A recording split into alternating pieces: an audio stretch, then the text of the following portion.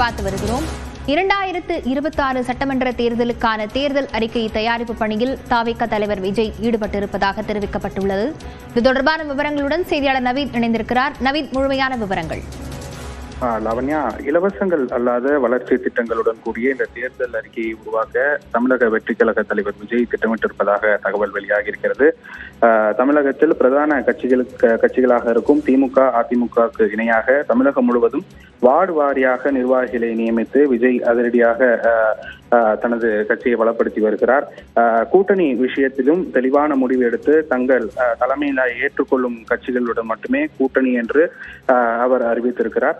இந்த நிலையில்தான் சட்டசபை தேர்தலில் தவிக தனித்து களம் காணும் என அதிக வாய்ப்பு இருக்கும் நிலையில் தவிக இரண்டாவது மாநில மாநாடானது மதுரையில் வரக்கூடிய 21ஆம் தேதி நடைபெற இருக்கிறது. இந்த மாநாட்டில் பல முக்கிய பிரச்சனைகள் குறித்தும் தவிகவின் அடுத்த கட்ட அரசியல் நகர்வு குறித்தும் விஜய் மக்களிடையே உரையாற்ற இருப்பதாக தகவல் வெளியாகி இருக்கிறது.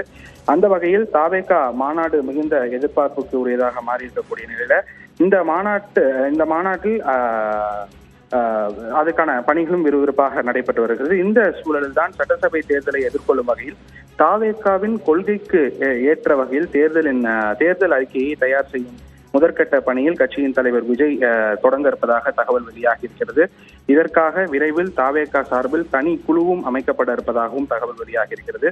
இந்த தேர்தல் அறிக்கையை பொறுத்தவரை இலவசங்கள் இல்லாத அடித்தட்டு மக்கள் வரை பயனளிக்கும் வகையில் வளர்ச்சி திட்டங்கள் உள்ளிட்டவை இந்த தேர்தல் அறிக்கையை உருவாக்க விஜய் திட்டமிட்டிருக்கிறார். செப்டம்பர் மாதம் அவர் மாவட்ட ரீதியாக மக்களை சந்திக்கக்கூடிய இந்த சுற்றுப்பயணத்தை தொடர்ந்து இருக்கக்கூடிய சூழ்நிலையில இது தொடர்பாக மக்களிடையும் கருத்துக்களை கேட்க உள்ளார். தான் சுற்றுப்பயணம் செய்யும் இடங்களில் மக்களுடன் கலந்துரையாடி அவர்களின் பிரச்சனையை தீர்க்கும் வகையில் விஜய் இந்த தேர்தல் அறிக்கையை தயாரிக்க விரும்புவதாகவும் தகவல் வெளியாகி இருக்கிறது.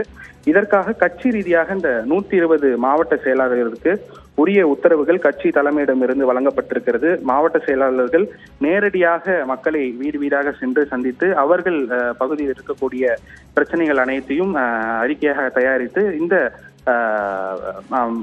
கட்சியின் தலைமை அலுவலகத்திற்கு அனுப்பி அதன் மூலம் இந்த தேர்தல் அறிக்கையை உருவாக்கக்கூடிய பணியும் விஜய் தொடங்க இருப்பதாக தகவல் வெளியாகி இருக்கிறது. லாவண்யா, விவரங்களுக்கு நன்றி நவீன்.